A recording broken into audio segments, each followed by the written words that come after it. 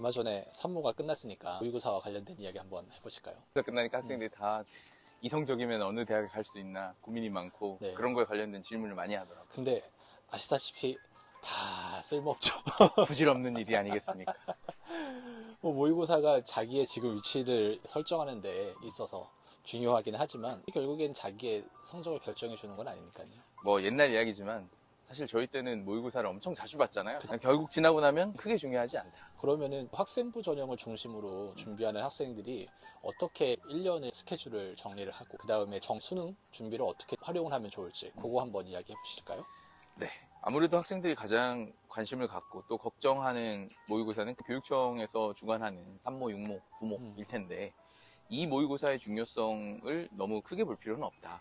다만 우리가 구모라는 것은 이제 시기적인 특수성도 있고 흔히 말하는 재수생들이나 반수생들이 들어오는 가능성들이 어느 정도 있기 때문에 그때부터는 이제 내 성적의 적절한 어떤 수준을 파악하기 위한 가늠자 역할을 할 수 있지 않을까 싶습니다. 반대로 말하면 그 전까지 학기 내신이 종료되고 생기부가 어느 정도 마감되는 때까지는 수능은 너무 메인으로 생각하지 말고 학교 활동에 좀 더 집중하는 것이 좋지 않을까. 학생부 전형을 중심으로 하는 학생들에 대해서죠. 그렇죠. 네, 맞습니다. 정시 준비하는 학생들은 물론 다르겠죠. 맞습니다. 그게 맞는 것 같아요. 특히나 구모 같은 경우는 학생부 전형을 준비하는 친구들 중에서 교과 쓰는 친구들한테 되게 중요하거든요. 그렇죠. 최저의 라인을 내가 어디까지 맞출 수 있을지 그게 이제 교과를 쓰는데 굉장히 중요하기 때문에 9월 모평은 교과 혹은 논술 쓰는 친구들한테 중요하지만 그 전은 솔직히 말해서 그렇게 신뢰성이 있다고 보여지지는 않을 것 같아요. 저는 네. 좀 가장 경계해야 될 부분 중에 하나가 많은 경우에 과거 입시에 위주로 정보를 알고 계시는 부모님들이나 아니면 일부 선생님들께서 상담을 해주실 때 모의고사 성적을 기준으로 너의 성적으로는 이 정도 수준의 대학을 갈 수 있으니 이 대학을 기준으로 수시의 전략을 짜자라는 말씀들을 하시는 것 같아요. 그런데 수능과 내신 성적이 비슷하게 나오는 학생들도 있지만 그렇지 않은 경우도 많거든요. 그렇기 때문에 모의고사 성적을 기준으로 내가 갈 수 있는 대학의 수준을 정한다는 것 저는 좀 좋은 전략이 아니라고 봅니다. 그렇죠. 모의고사보다는 내신이 더 믿을 만하죠. 학생부 전형, 그러니까 내신이라고 하는 걸 중심에 가장 두고 그것보다 내가 모의고사가 월등히 잘 나오면 그건 이제 정시로 가는 거고요. 네. 그렇지 못하다고 하면 일단 학생부 전형, 수시가 중심이 되는 것. 그렇게 전략을 생각할 수밖에 없을 것 같아요. 그게 맞는 이야기인 것 같고 맞습니다. 저는 학생들이랑 상담을 할 때 뭐 모의고사를 그렇게 크게 신경을 쓰지는 않지만 그래도 딱 하나 얘기하는 게 있기는 해요. 수학이요. 수학은 결국에는 성적이 어느 정도는 비슷하게 유지는 되거든요. 3월에 못 봤던 친구들이 6월, 9월에 더 높은 원점수를 받기는 쉽지가 않기 때문에 결국에는 내가 수학 점수가 어떻게 유지되는지 이거는 이제 중요하게 볼 이슈이긴 하지만 나머지는 워낙 이게 부침이 크기 때문에 지금 2대1비 하기는 너무 이르지 않을까 맞습니다. 싶은 생각이 있습니다.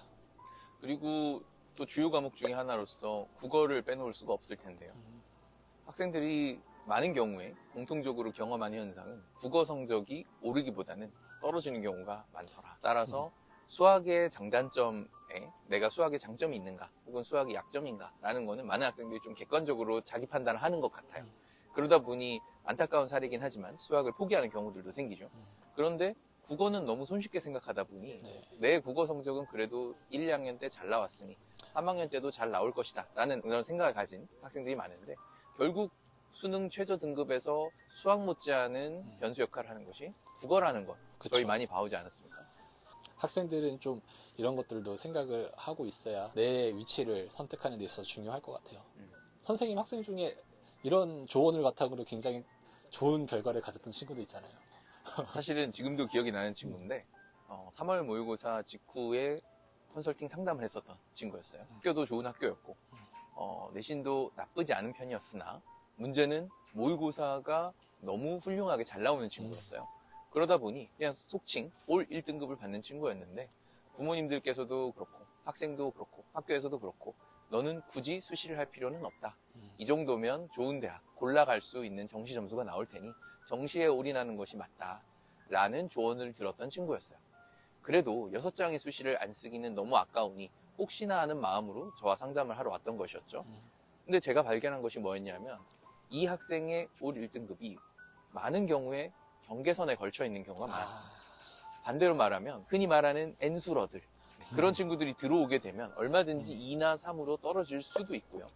그리고 그에 비해서 학생부가 굉장히 잘 준비되어 있는 친구라는 생각이 들어서 저 같은 경우는 상향 좋은 대학 위주로만, 스카이 대학 위주로만 해서 6개 카드를 구성하기를 제가 아주 강력하게 추천을 했고요. 그 결과가 어떻게 되었는가? 1월 수능 친 다음 날 어머니와 학생이 울면서 전화가 왔습니다. 너무 감사하다고. 수능에서는 이 학생이 상당히 안 좋은 결과 얻었어요.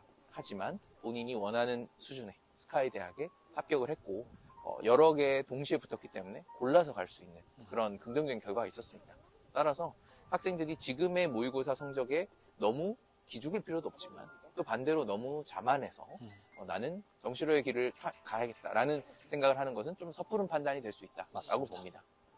그러면 이제부터 어떻게 스케줄링을 조절을 하는 거를 추천을 하세요? 1학기 내신 그리고 1학기 세특은 2학기가 되면 하고 싶어도 할 수 없는 부분이잖아요. 그러니까 지금 해야만 하는, 지금 할 수밖에 없는 부분을 우선 초점을 맞추는 것이 중요하다고 생각해요.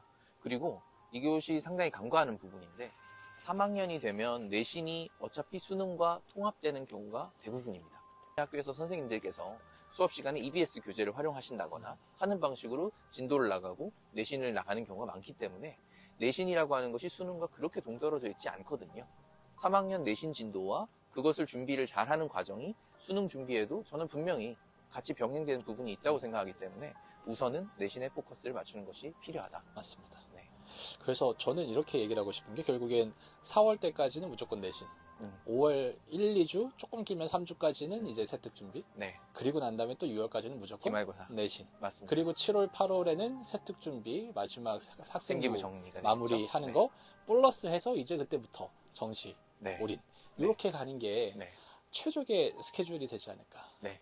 그렇게 생각이 들어요. 그리고 수시를 6장 메인으로 준비하는 학생들이라면 기본적으로 수시가 최저의 조건이 되는 경우들이 많기 때문에 학생들이 자신이 전략적으로 자기가 집중할 과목을 잘 골라내기만 한다면 선택과 집중을 통해서 충분히 최저 조건을 만족시킬 수 있지 않을까라고 맞아요. 생각을 합니다. 그러면 요번 것들 정리하자면 첫 번째, 정시보다는 내신이 전략의 중심이 되는 것이 안정적이다. 그리고 지금에서의 점수에 너무 일희일비하지 말자.